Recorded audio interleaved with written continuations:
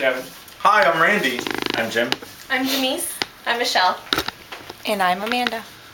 Hello everyone, my name is Justin Mabe. I'd like to start off today talking to you a little bit about console gaming. Whether you're a kid, an adult, or a college student, everyone at some point in time has come in contact with games. Some people like to play games for the competitive nature of them.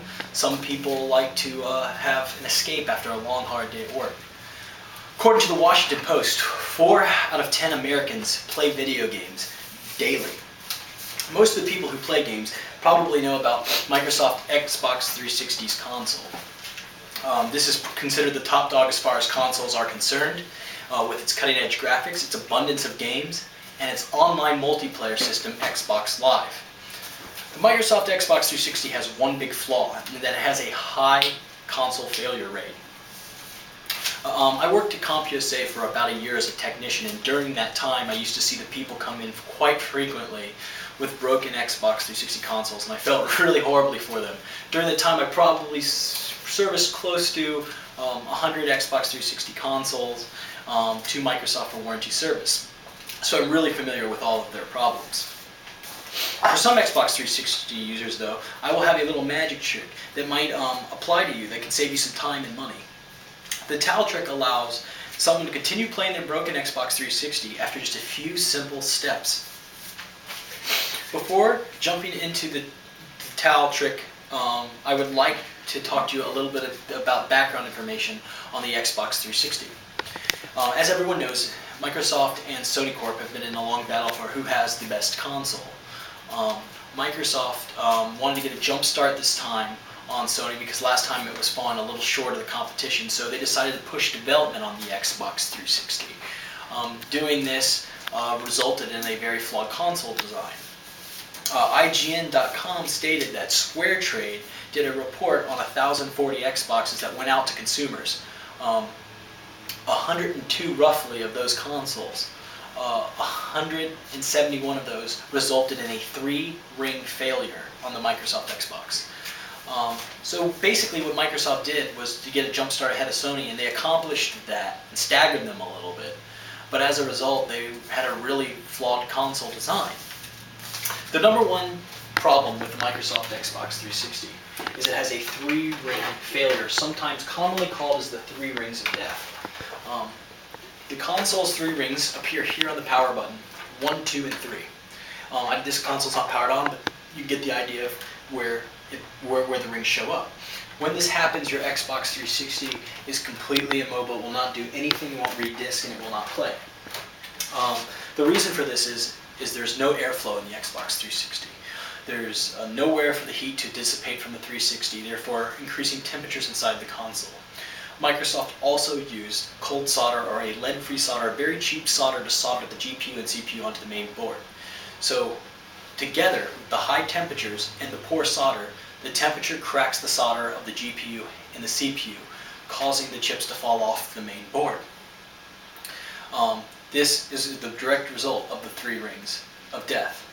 So you say to yourself, what can you do if this happens to your Xbox 360? Well, the towel trick I'm about to show you will be able to get your Xbox running in probably just under an hour. Okay, first thing we need to do is we need to find out whether or not you have a warranty on your Xbox 360. If you have a warranty through Microsoft, you would want to warranty service your Xbox through Microsoft. And if you have third-party insurance through another company that has insurance on your Xbox, you would like to probably warranty service them through that. But if none of those apply to you, let's get started on what materials we're going to need to do the towel trick.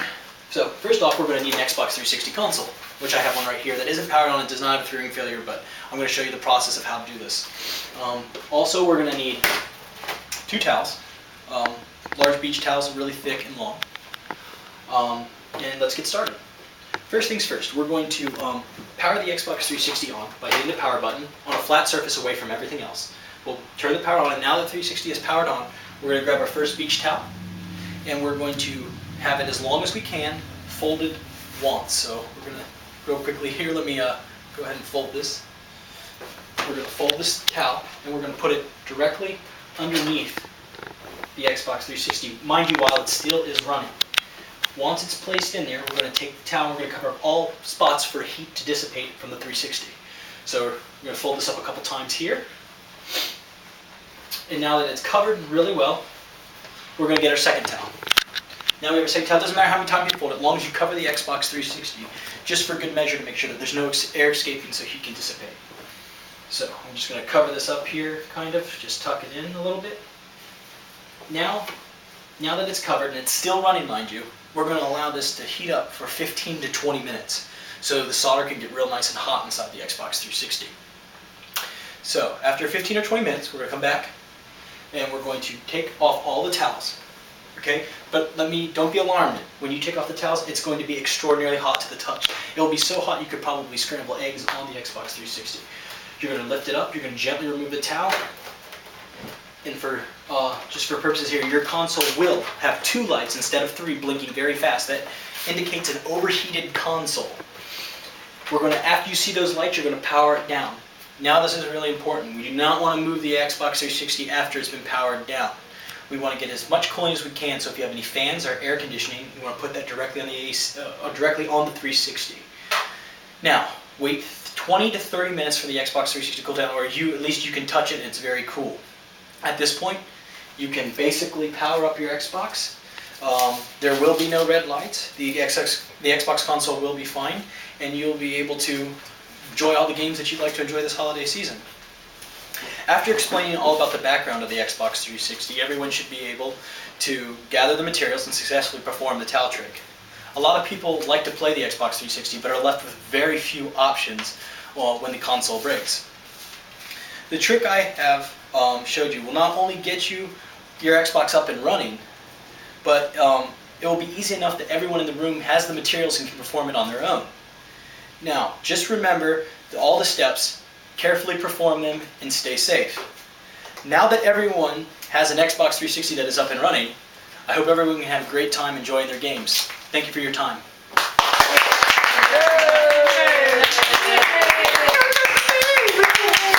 For the win!